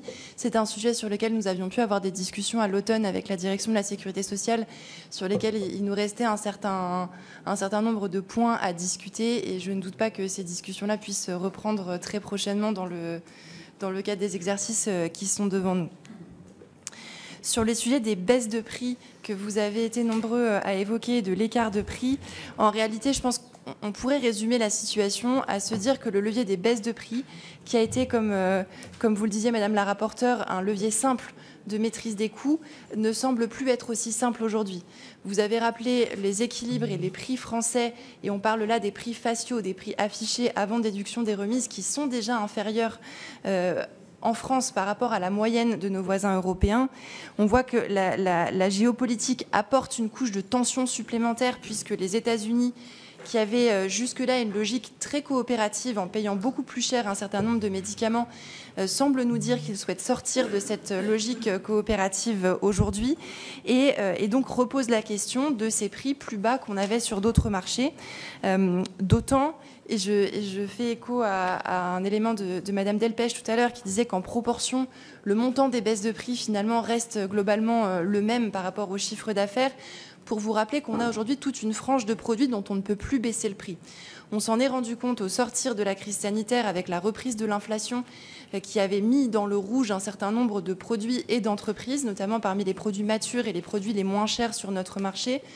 Nous avions publié un certain nombre de chiffres sur les écarts de prix sur les molécules essentielles, notamment, qui était la liste publiée par le gouvernement des molécules que nous souhaitons avoir et auxquelles nous souhaitons avoir un accès sans heurts sur notre territoire.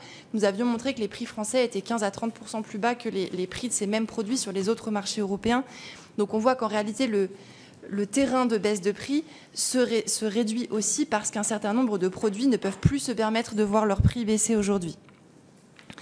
Sur cette question du juste prix, effectivement, le juste prix, c'est celui qui doit être issu de la négociation en tenant compte, et c'est l'ensemble des enjeux contradictoires qui pèsent sur le comité économique des produits de santé et qui ont été rappelés récemment dans la lettre écrite par les ministres à la présidente du comité qui le rappelle.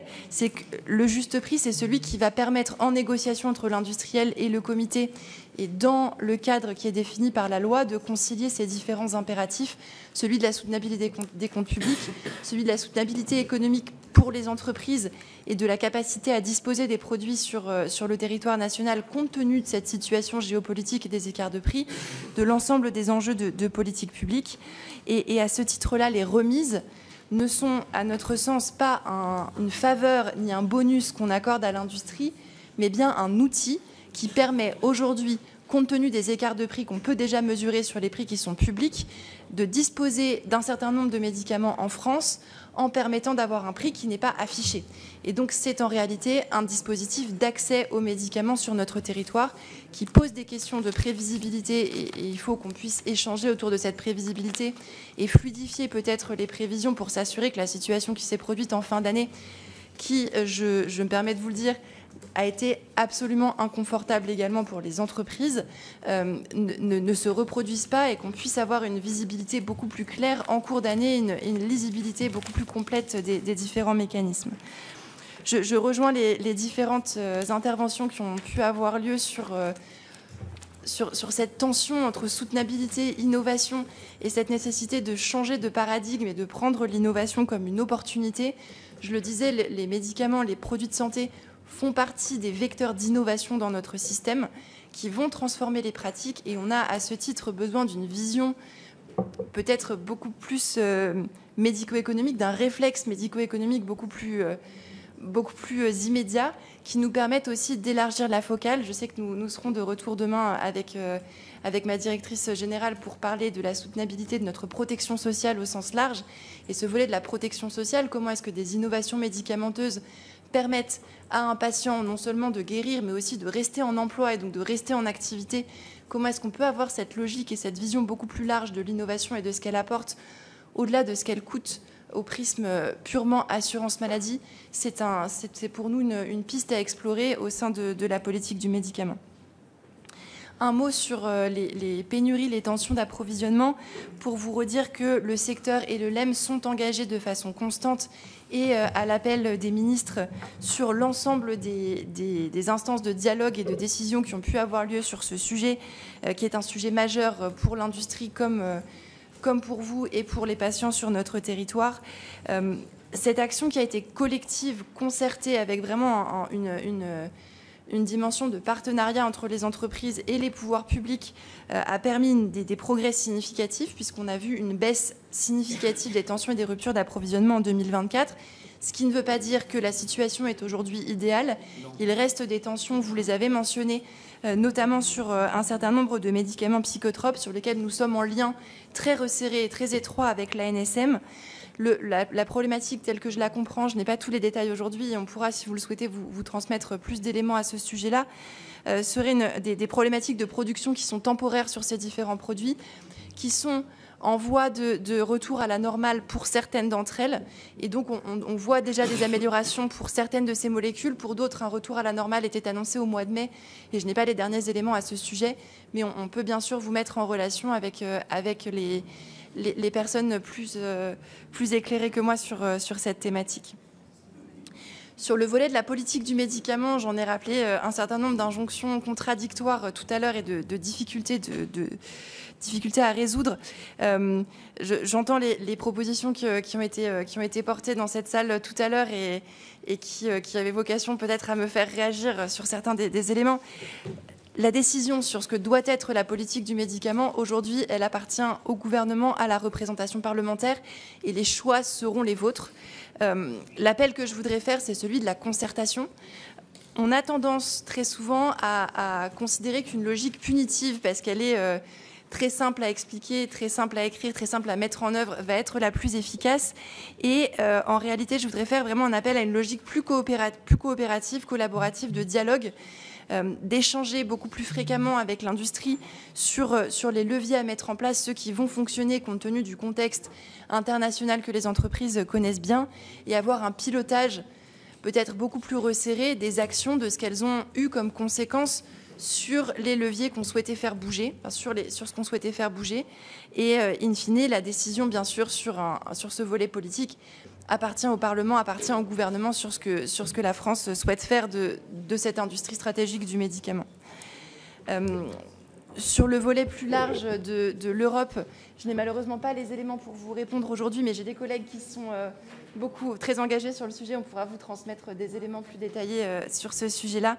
Et pour terminer avec la lutte contre la fraude, vous redire que le secteur est également très engagé avec la gendarmerie nationale sur ce sujet, notamment sur la thématique des psychotropes et sur la thématique de la falsification d'ordonnances. Et on pourra également vous mettre en relation avec mes collègues qui sont beaucoup plus au fait que moi des dernières actions que nous avons sur ce sujet. Merci bien. Je donne maintenant la parole à Florence Lasserade. Merci, Monsieur le Président. J'ai eu beaucoup de réponses à mes interrogations, donc je vais être assez brève. Je voudrais simplement savoir quelles sont les perspectives en traitement de la maladie d'Alzheimer, puisqu'il y a des innovations qui permettraient d'améliorer la santé des Alzheimer, mais qui coûteraient cher. Je parle des anticorps monoclonaux. Deuxièmement, quelle place faites-vous, ça c'est une question de la présidente du groupe cancer, quelle place faites-vous aux isotopes et à la nécessité de former des spécialistes sur le sujet dans le traitement de la prostate? J'avais une troisième question, mais je ne vais pas être plus longue. Merci. La parole à Nadia Sologoub. Merci, Monsieur le Président. Alors, une question aux entreprises du médicament. On a beaucoup parlé du prix du médicament. Moi, je partage l'émotion de ma collègue Elisabeth Doineau. Il est impensable et scandaleux d'imaginer que l'innovation en santé en France puisse être remise en question. Donc, tout simplement, est-ce qu'il y a des marges de rentabilité à retrouver sur les durées de procédure d'homologation des traitements et sur la lourdeur des procédures administratives? Est-ce qu'on peut imaginer qu'elles sont plus lourdes en France qu'ailleurs? Et est-ce que, voilà, il y a des marges de progression de ce côté-là? Et puis une question du côté de la sécurité sociale sur la surprescription. Cette audition me rappelle une audition qu'on avait eue de Thomas Fatoum qui nous parlait de surprescription de pansements. Alors je ne sais pas ce que les pansements sont... Voilà, et en particulier, on avait évoqué les sorties d'hospitalisation. Thomas Fatoum nous avait donné le chiffre assez effarant de 1 milliard de surprescription de pansements. Et voilà, qu'est-ce qui est fait de ce côté? Et puis, si on parle des sorties d'hospitalisation, il y a cet intermédiaire, je crois qu'on appelle les prestataires. Et est-ce qu'il est... Voilà, moi j'ai du mal à imaginer que d'un côté, on remette en question l'innovation en santé et que de l'autre côté, il y a 1 milliard de surprescription de pansements. Je sais bien que ce n'est pas des vases communicants et que ce n'est pas aussi simple, mais quelque part, ça a quelque chose d'extrêmement choquant. Donc voilà, je vous remercie. La parole à Émilienne Pomerol. Oui, merci Monsieur le Président. On a beaucoup écouté le long plaidoyer du LEM par rapport aux médicaments. Je suis d'accord pour une fois avec vous, c'est que effectivement le médicament ne doit pas être la seule variable d'ajustement pour équilibrer le budget de la Sécu. Et je pense que certes il faut diminuer les dépenses, mais qu'on ne parle jamais assez, à mon goût, de l'augmentation du levier sur les recettes. Je rappelle quand même qu'Elisabeth Doineau, notre rapporteur, avait proposé une diminution des allègements sociaux et qui aurait pu rapporter 4 milliards à 4 milliards et demi. Alors, si on revient juste sur le prix des médicaments, bien sûr, on est d'accord sur la pertinence de la prescription, mais vous avez bien précisé, et en répondant à la question de ma collègue Céline Brulin, sur non pas une augmentation du volume mais une augmentation du prix des médicaments innovants. Et je voudrais revenir sur cette notion de prix qui est discutée au niveau du CEPS, secret des affaires, aucune transparence. On n'a pas, en tout cas en tant qu'élu, voix au chapitre, ni non plus les usagers. C'est le secret des affaires. Et je trouve étonnant que vous ayez remarqué, hein, et vous l'avez souligné, que certains médicaments, soi-disant innovants, n'apportent que peu ou pas d'amélioration des services médicaux rendus, et pourtant, les laboratoires font du chantage à la longueur de la recherche, l'importance de la recherche, alors que souvent, on sait bien qu'ils ont racheté des petites biotech et que ce n'est pas eux qui ont fait tous les efforts de recherche, et que la différence entre le coût de production et le coût auquel il est négocié, et parfois, Faramine, je rappelle que pour l'hépatite C, ça s'est vendu à 35 000 € à peu près le traitement, le coût de production est de quelques dizaines d'euros. Hein, donc voilà. Alors, que le prix soit élevé, tant qu'il est innovant, sur 1 an, 2 ans, 3 ans, mais pourquoi on ne révise pas ce prix régulièrement? J'ai eu l'occasion d'en discuter avec le directeur de l'Oncopole chez moi, qui me dit qu'en cancéro, on a des prix de médicaments qui ont été innovants il y a 10 ans, qui n'ont pas bougé, alors que le coût de production n'est pas élevé, et qu'aujourd'hui, ils sont toujours remboursés sur le tarif du moment où ils étaient innovants, alors qu'ils ne sont plus aujourd'hui.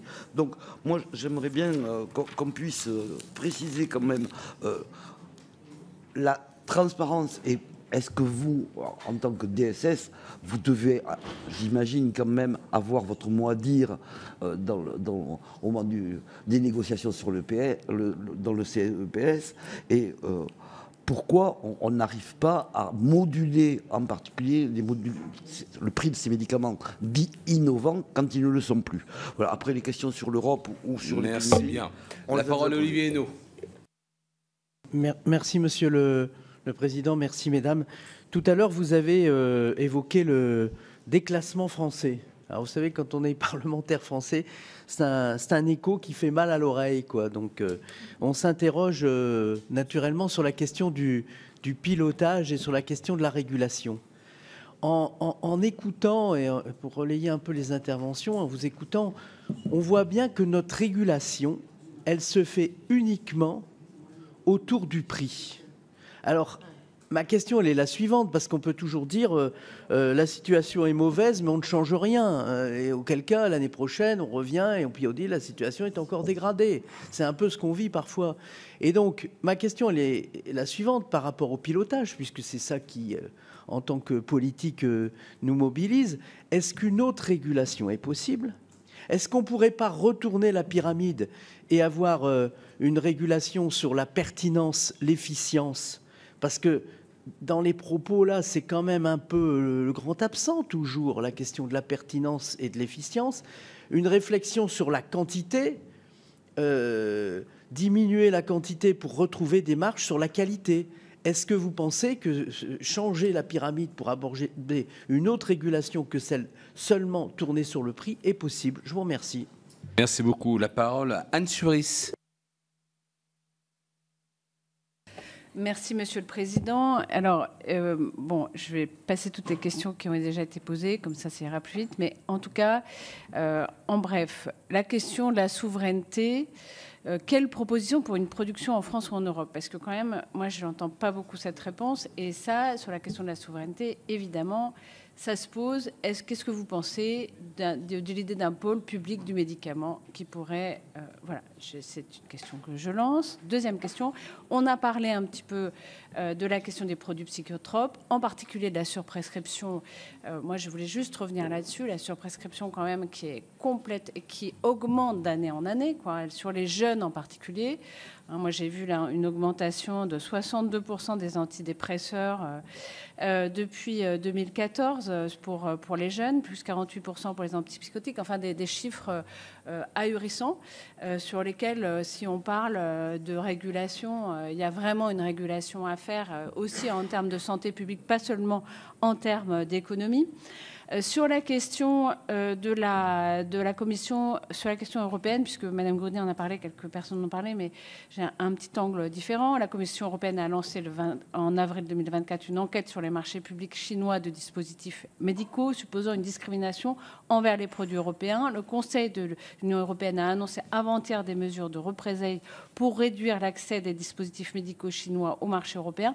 Quel regard portent les acteurs sur les risques pour les patients de rupture de l'accès à leur traitement lié à la guerre commerciale? C'est un angle quand même un peu spécifique. Par ailleurs, on apprend que Sanofi a négocié un prix maximal d'achat de 9,5 milliards de dollars pour acquérir la biotech américaine Blueprint, spécialisée en immunologie. C'est peu ou prou le prix de vente de sa filiale Opelia, qui commercialisait le Doliprane, 10 milliards d'euros. Est-ce qu'il faut en comprendre que toutes les entreprises du médicament vont abandonner les produits les moins rémunérateurs pour elles au profit de médicaments plus innovants, donc plus chers?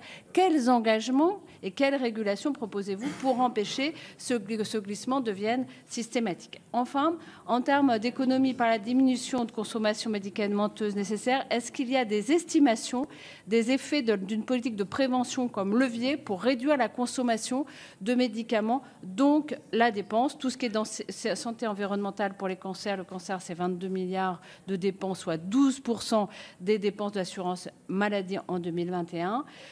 Et aussi tout ce qui est alimentation, activité physique. Est-ce qu'il y a des choses sur lesquelles vous avez une réflexion? Je pensais par exemple au fait que la clause de sauvegarde pourrait être en partie utilisée aussi pour avoir une fonction de prévention, en tout cas. Merci bien. Le financer. Merci. Merci beaucoup. La parole à Anne-Sophie Romani. Merci, Président. Madame Delpech, vous avez dit qu'il était difficile de savoir où les médicaments étaient produits. J'ai beaucoup de mal à appréhender et à apprécier cette difficulté à partir du moment où une unité de production est implantée sur le territoire français et qu'un nombre de collaborateurs en production est vérifiable. J'ai du mal à comprendre où est cette difficulté. Je vais vous donner très rapidement un exemple concret qui soutient les propos de ma collègue Corinne Imbert d'une filiale française qui essaye de convaincre sa maison mère de continuer à investir en France.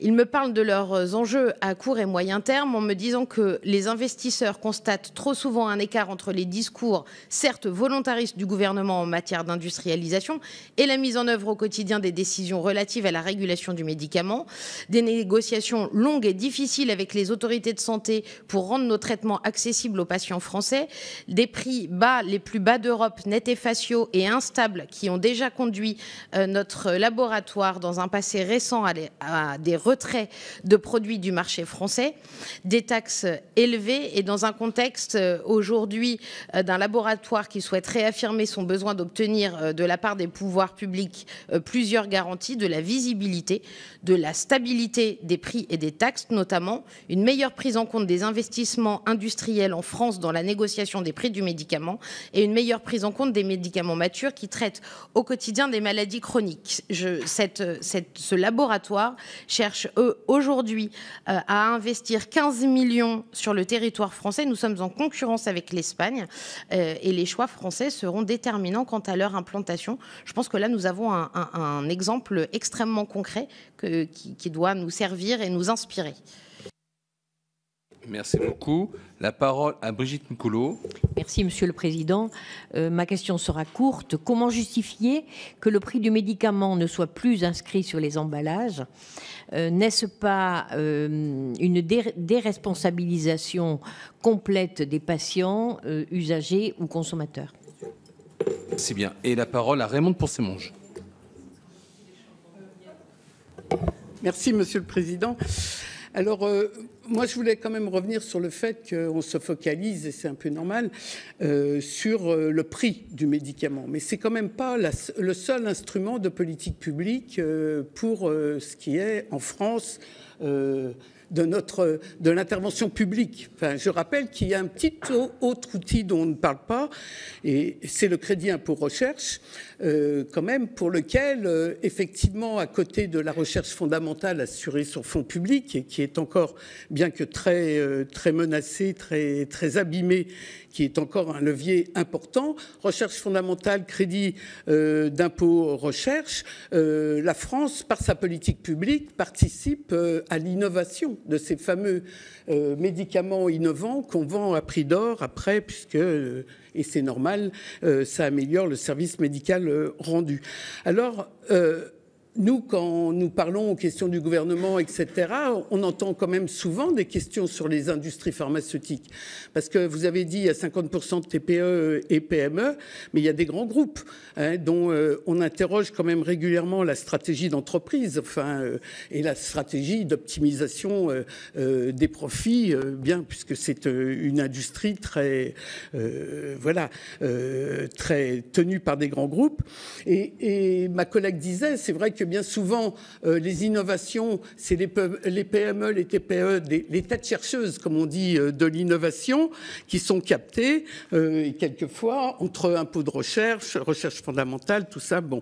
Alors moi, je pense que il faut aussi, c'est un peu paradoxal, je veux dire, qu'on entende le point de vue public en même temps que quelque part la lobby de l'industrie pharmaceutique, parce que c'est pas tout à fait les mêmes, même si vous appelez à la coopération, nous, je pense que c'est pas tout à fait le même genre de, voilà, c'est difficile de parler d'une politique publique à côté de son plus grand lobbying industriel, mais je rappelle quand même que Sanofi, qui a bénéficié des impôts recherche, parce qu'il y a les PME et il y a les grands groupes, la politique des bénéfices non réinvestis ou pas réinvestis en France, la distribution de dividendes, excusez-moi de parler d'un gros mot et de mettre à jour cette chose-là, fait aussi qu'il n'y a pas que le prix, je dis bien, et il faut tenir compte de l'ensemble et tenir compte aussi du fait qu'en France, on solvabilise et on mutualise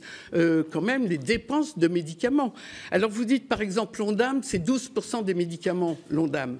On demande à l'Ondam un tiers la dérive mécanique de l'Ondam, on demande, pour rétablir les comptes, un tiers de l'effort. On demande qu'au lieu de 4,5%, ça tombe à 2,9%. Et donc, un tiers de l'effort, ça concerne aussi les médicaments. C'est-à-dire qu'on va demander un tiers de l'effort, c'est-à-dire par rapport à la dépense mécanique dynamique normale, un tiers de 12% à baisser. Donc effectivement, on va demander des choses aux industries pharmaceutiques et notamment peut-être, ça réduira peut-être momentanément le profit. Et je voudrais dire sur la transparence qu'il y a un véritable problème quand même. Chaque année, nous déposons un amendement pour avoir le rapport du CEPS avant le PLFSS. Chaque année, nous le votons, vous le votez, et chaque année, on ne l'a pas. Donc la transparence est un véritable problème, tant en France qu'en Europe. Je rappelle quand même qu'il a fallu se battre pour pouvoir voir un peu ce qui s'était passé au niveau de la profitabilité des vaccins. Au moment du Covid. Alors, tant qu'il n'y aura pas cette transparence quand même, alors que les groupes sont privés et sont pour beaucoup très lucratifs, on peut, je pense, demander un tiers de l'effort de la dérive des prix sur les prix des médicaments. Merci beaucoup. Alors voilà, on vient de finir cette dernière tournée de questions. Même chose, il y a plein de questions de détail. On essaie de répondre de façon plus globale. Et je donne d'abord la parole à Mme Delpech. Merci, Monsieur le Président. Donc, des réponses assez synthétiques. Madame Delpech qui va parler fort. Je vais parler de façon synthétique et plus fort. Donc, peut-être trois éléments de réponse. Revenir sur les actions menées par le gouvernement en matière de pertinence, d'efficience et de qualité des prises en charge et des prescriptions. On a beaucoup insisté ce matin sur la partie régulation macro-micro des produits de santé et des médicaments parce que vous nous y aviez invité et que ça fait partie des leviers qui sont les moins consensuels, je pense, entre le gouvernement et les industries du médicament. Mais on fait énormément de choses côté pouvoir public, ministère de la Santé, mais bien évidemment côté assurance maladie pour améliorer les prescriptions, pour responsabiliser tous les acteurs du système de santé. Donc c'est vrai des médecins, c'est vrai des autres professionnels qui sont appelés à prescrire, c'est vrai des pharmaciens, c'est vrai des patients. Vous nous avez posé la question des pansements suite aux interventions et déclarations du directeur général de l'assurance maladie. Eh bien oui, ça y est, on a maintenant une dispensation en sortie d'hospitalisation des pansements qui se fait une première fois pour un certain nombre de jours et qu'ensuite on y retourne pour avoir la totalité de son traitement si jamais on en a besoin. Ça, c'est quelque chose qu'on a mis en œuvre d'ores et déjà sur les pansements. C'est quelque chose qu'on devrait mettre en œuvre assez rapidement sur des antalgiques dits de palier 1, parce que là aussi, on voit qu'on a parfois des prescriptions un peu au long cours de ces antalgiques, qu'on n'en a pas toujours besoin. Ça évite par ailleurs parfois des stockages dans des armoires à pharmacie personnelles et ensuite des problèmes de mésusage, voire de gaspillage et après d'enjeux environnementaux. Donc voilà, peut-être pour répondre et bien insister sur le fait que quand même, sur ces actions de bon usage, de pertinence, de qualité, on y travaille activement. On en parle peut-être moins, mais en tout cas, on porte tous les ans dans le cadre de la loi de financement de la sécurité sociale, et vous êtes bien placé pour le savoir, des propositions de mesures. L'assurance maladie a toujours énormément d'idées dans le cadre de son rapport charge et produit, et c'est vraiment des sujets qu'on instruit côté pouvoir public, mais qu'on travaille aussi en lien avec les laboratoires pharmaceutiques. C'était le premier élément sur lequel je souhaitais revenir. Le deuxième élément, peut-être, c'est toutes ces questions autour de la souveraineté et des enjeux de relocalisation qui sont effectivement des enjeux très importants. Relocalisation, souveraineté pour des produits innovants qui ne sont pas toujours des produits innovants, mais aussi les produits matures. On a aujourd'hui 200 millions d'euros de crédits CSIS qui sont donc financés sur des fonds assurance maladie qui permettent justement de répondre aux demandes des entreprises qui souhaitent investir sur le territoire français en CAPEX avec des crédits qui peuvent être mobilisés pour des projets ex post et après pour des projets ex ante. Voilà. Et donc tout ça, c'est des choses qui sont gérées par la Direction générale des entreprises sur la base d'une étude précise des différents projets. Donc il y a ces aides qui existent financées par l'assurance maladie. On a aussi des leviers prix à travers des mécanismes de tarification dans le cadre des négociations au sein du CEPS qui nous permettent de mobiliser parfois des petits, des augmentations de prix pour favoriser la relocalisation ou éviter que des produits partent. Ça, c'est simplement les leviers à la main de l'assurance maladie. Après, il y a bien évidemment tous les leviers à la main de l'État dont bénéficie le secteur des entreprises du médicament. Et peut-être, dernier point sur lequel je souhaiterais revenir, ça fait le lien avec vos questions sur un peu les stratégies finalement des laboratoires pharmaceutiques. C'est vrai qu'aujourd'hui, du côté des pouvoirs publics, on est confronté à des laboratoires pharmaceutiques qui sont protéiformes. Il y a des très grandes entreprises mondialisées qui doivent rendre des comptes à leurs maisons mères, qui sont localisées ailleurs, qui parfois ont du mal à comprendre un peu notre fonctionnement au quotidien et l'annualité des projets de loi de financement de la sécurité sociale. C'est pas simple, mais bon, ça fait partie aussi de notre mode de fonctionnement. On a des petites entreprises avec une implantation sur le territoire français. On a des stratégies industrielles, mais je vous laisserai aussi compléter côté entreprise du médicament, qui parfois font le choix d'abandonner certaines de leurs activités parce qu'elles sont moins rentables. Je ne dirais pas parce qu'elles ne sont plus rentables, parce que sur les produits dits matures et sur les médicaments matures, qui parfois sont en situation de tension ou de pénurie, on sait que les laboratoires pharmaceutiques peuvent pratiquer des remises commerciales auprès des pharmaciens. Donc ça relève d'une stratégie aussi commerciale propre à chaque laboratoire. Donc il faut faire attention. Je pense que les situations sont très différentes en fonction des laboratoires. Ça relève de la politique et des choix industriels et stratégiques de chaque laboratoire. Mais c'est là où on voit que finalement ce levier prix et le fait de dire que les médicaments sont sans doute tarifés trop bas, qu'il n'y a plus de marge de manœuvre, qu'il n'y a plus de rentabilité sur des produits dits matures et qui sont installés sur le marché depuis longtemps parce qu'on est arrivé à des prix trop bas. En fait, sans doute, peut-être pour certains, mais sans doute pas pour la totalité, et que donc l'appréciation qu'on porte sur le levier prix et sur la valeur du prix, et y compris dans les comparaisons par rapport aux autres pays européens, est toujours un sujet très compliqué sur lequel il faut vraiment regarder les choses très en détail, y compris parce que les comparaisons avec les prix pratiqués par nos voisins européens sont des comparaisons sur des prix faciaux, et qu'on n'a pas la connaissance des remises qui peuvent être des mécanismes de type remise qui peuvent être consentis par les autres pays européens. Et là-dessus, on a sans doute effectivement des marges de progrès dans la possibilité d'avoir accès à ces informations du côté des autres pays européens, en tout cas quand on est régulateur de la politique du médicament. Voilà pour les trois éléments principaux. Merci bien. Je vous laisse intervenir.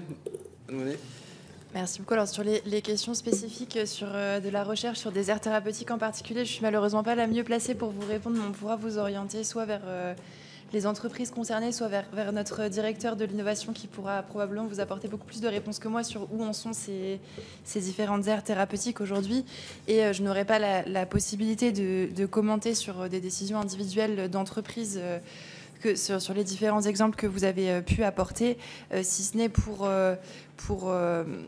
confirmer qu'effectivement, on voit une tendance à la spécialisation, donc au travers de ce caractère protéiforme des laboratoires que rappelait Madame Delpech. C'est une tendance qui nous semble être de long terme de spécialisation des activités sur du médicament innovant ou sur d'autres types de médicaments qui est une tendance qu'on constate depuis plusieurs années et sur un grand panel d'exemples. Pour revenir sur la question du prix, j'entends l'insatisfaction de se dire que ces discussions de prix ont lieu entre le comité économique et les entreprises. Peut-être vous rappeler que le cadre de la négociation de prix, il est fixé par la loi et qu'on a ensuite un certain nombre de documents qui sont publics, qui vont expliquer les mécanismes de fixation du prix. Alors elles ont vocation notamment à travers de l'accord cadre entre le comité économique des entreprises et le LEM, que nous sommes en train de renégocier. Ces documents, ils ont vocation à expliquer aux entreprises, notamment quel va être le cadre de leur discussion avec le comité. Elles peuvent être aussi l'occasion de tout citoyen de s'informer comment aujourd'hui est fixé le prix des médicaments. Et je vous rejoins, il est aujourd'hui fixé notamment en fonction de la valeur thérapeutique des médicaments et de l'évaluation de cette valeur par la Haute Autorité de Santé. Et les éléments de coût n'entrent pas en compte aujourd'hui dans cette tarification. Et dans les derniers éléments que j'avais pu lire de l'OMS, c'était d'ailleurs pas une recommandation qui était formulée de procéder différemment. Est-ce qu'une autre régulation par la pertinence, par l'efficience est possible ? Ça rejoint mon appel de tout à l'heure pour une politique plus compréhensive de la dépense de médicaments et d'élargissement de la focale. On regarde beaucoup les enveloppes indépendamment par nature de dépenses. On regarde comment évolue la dépense de médicaments, comment évolue la dépense de consultation, comment évolue la dépense hospitalière. Et on appelle vraiment à élargir la focale avec une vision économique des transferts de financement qu'il peut y avoir entre ces différentes enveloppes. Comment est-ce qu'une innovation médicamenteuse va agir sur le reste du système de soins en changeant les parcours, potentiellement quel changement il faut faire dans les parcours de soins pour pouvoir capter ces gains d'efficience ou de productivité, et est-ce que parfois il y aura des coûts supplémentaires qui seront associés. Ça, c'est une logique effectivement à notre sens qu'il faut avoir de façon beaucoup plus compréhensive. Et concernant un pôle public du médicament, je repose la question des objectifs. Nous sommes engagés avec le secteur privé dans une démarche de co-construction, de dialogue avec la puissance publique, et c'est vraiment ce dialogue et cette co-construction pour laquelle nous œuvrons, et nous sommes ouverts à toute discussion pour atteindre les objectifs fixés par une politique publique du médicament dans le cadre de cette co-construction. Et peut-être un mot sur la production des médicaments. Il y a énormément d'étapes qui interviennent dans la production de médicaments, d'où la complexité en réalité qui était évoquée par Madame Delpech de savoir exactement où un médicament est produit. Donc on a un certain nombre d'informations qui peuvent être mobilisées, communiquées, et ça fait partie des éléments sur lesquels on travaille également sur que signifie la localisation de la production dans les discussions de l'accord cadre avec le comité économique des produits de santé, et ça fait partie des informations que nous gagnerions tous à avoir de façon beaucoup plus claire dans le paysage et dans le débat public. Et je voulais aussi réaffirmer que le développement d'un médicament, c'est un processus qui est long, qui est risqué, avec énormément d'échecs, des études cliniques qui durent extrêmement... de recherche fondamentale, des études cliniques qui durent longtemps. Donc réaffirmer que c'est effectivement un process complexe. Il est parfois fait par certains acteurs, et on a entendu tout à l'heure la notion de biotech, et ces acteurs finalement ont besoin d'un plus gros porteur pour assurer les phases finales du développement et de la commercialisation, qui sont également risquées et coûteuses, puisqu'il peut y avoir des difficultés qui interviennent dans ces différentes étapes. Et donc vous rappelez que c'est un process complexe, coûteux, et qu'effectivement le modèle d'affaires ensuite de la commercialisation de ces innovations reflète toutes les complexités, les prises de risques qui sont faites au long du parcours. Et concernant le crédit d'impôt recherche qui a été cité tout à l'heure, qui participe effectivement à la compétitivité de notre pays sur la recherche, je souhaitais réaffirmer le fait qu'il ne s'agit pas d'un cadeau pour les entreprises. C'est une moindre entrée de recettes fiscales pour l'État qui fait suite à un effort d'investissement par les entreprises. Et en réalité, c'est une aide qui est précieuse pour les entreprises puisque ça permet d'abaisser le coût d'un chercheur en France par rapport au coût des chercheurs dans d'autres pays. Et notre crainte aujourd'hui, c'est qu'il soit menacé. Mais c'est vraiment un mécanisme qui vient prendre acte d'une dépense qui a été réalisée par les entreprises. Et c'est pas un cadeau qui est lancé dans le vide. Et concernant l'effort du médicament dans l'ONDAM, donc on entend bien sûr l'appel à la responsabilisation et nous sommes force de proposition dans cet appel à la responsabilisation. Et je souhaitais revenir sur effectivement le médicament n'est pas étranger à la responsabilité et à la participation à l'effort collectif puisque je vous le rappelle, nous avons vécu de la décennie de 2010 à 2022 sans augmentation de la dépense malgré les vagues d'innovation multiples qui ont eu lieu dans cette période. Merci beaucoup, merci pour ces réponses à ces nombreuses questions. Voilà, donc forcément c'est un sujet qui va rester d'actualité. Hein. Là, voilà, on sait que le PLFSS c'est notre échéance, mais que vous l'avez évoqué les années d'autres, c'est l'occasion de ces périodes un peu compliquées pour oser repenser parfois les modèles. Et je crois que c'est un point essentiel. En tout cas, un grand merci. Merci beaucoup. Merci.